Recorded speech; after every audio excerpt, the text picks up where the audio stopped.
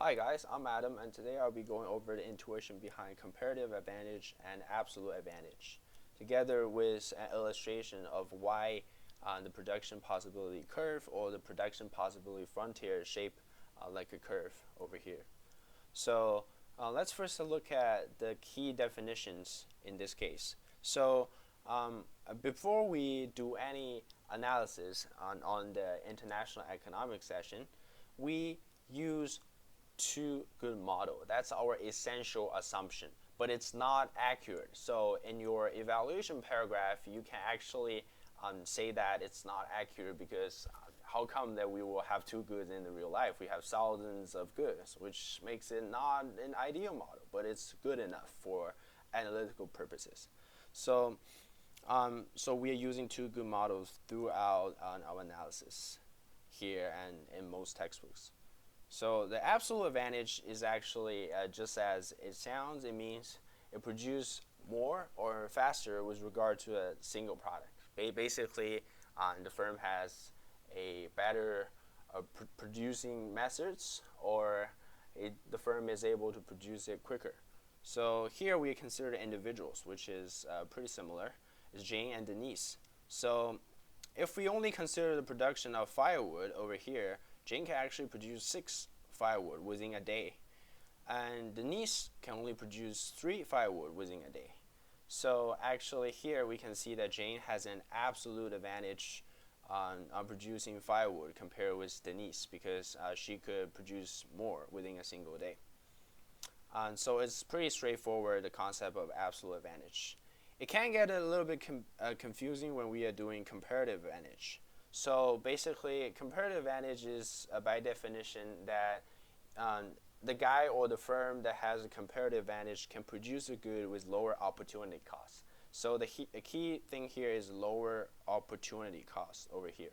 So we will need to draw a new line over here. So let's draw a new line over here. So let's say that is 8 and that is also 8, which will match the later description here, the guy Harvey over here. So we will just say that Harvey over here has that kind of production possibility curve. So he can either produce an 8 firewood within a day, or he could produce 8 candy bars within a day. So let's see, what's the opportunity cost for Harvey to produce a firewood? Well, it's pretty simple because on every single reduction of firewood or every single increase of candy bar will mean a reduction of firewood produced. So the opportunity cost is simply 1 candy bar. So the opportunity cost of producing a firewood is a candy bar. So by the same way, because it has a slope of 1, we can also say that the opportunity cost of producing 1 candy bar is 1 firewood. So it's pretty straightforward over there. So now let's look at Jane, the blue line. So the opportunity cost of producing a candy bar will actually be 2 firewood, because if you increase the production of candy bar by 1, you have to reduce the production of firewood by 2. So the opportunity cost of producing the actual unit of candy bar will be 2 firewood. So let's compare. For Harvey, it's only 1 candy bar. The opportunity cost of producing a firewood is only 1 candy bar. However, for Jane, it's actually 2 candy bars. So the opportunity cost is actually lower for Harvey in terms of producing the candy bar. So the Harvey will have a comparative advantage in terms of producing candy bars because 1 is less than 2. So it might get a little bit confusing if there are many curves and stuff like that. And I will illustrate a simpler method of seeing which guy actually has a comparative advantage.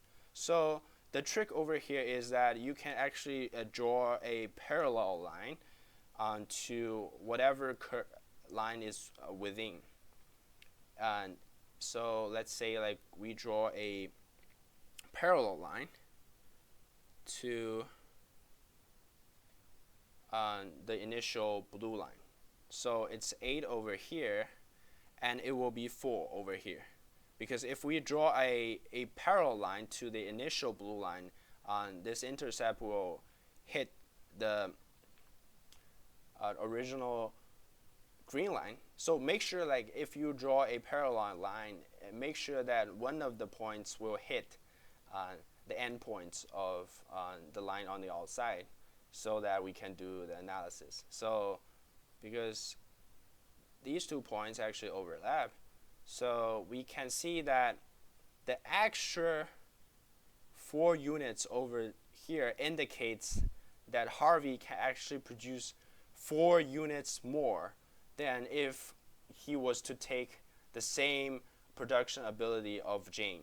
If the production possibility curve of Jane shifts outwards, basically representing the same sort of combination. So over here, so basically this black line over here represents the exact same combination of production as the previous blue line. So it's some sort of representing the Jane's production capability. So if we compare this black line to this green line, we can see that these extra 4 units over here really representing the edge of production that Harvey has over Jane, these 4 units. So because this additional 4 units is on the x-axis, which indicates that Harvey is able to produce more efficiently or produce more candy bars over a given day, so that Harvey actually has a comparative advantage over the production of candy bars. Hope that makes it clear. So finally, let's dive straight into why the production possibility frontier or the production possibility curve is shaped like that. So as you can see over here, so basically what I have drawn over here is the production possibility line of every single individual. So if we were actually analyzing the entire economy, we would need to combine every individual curves.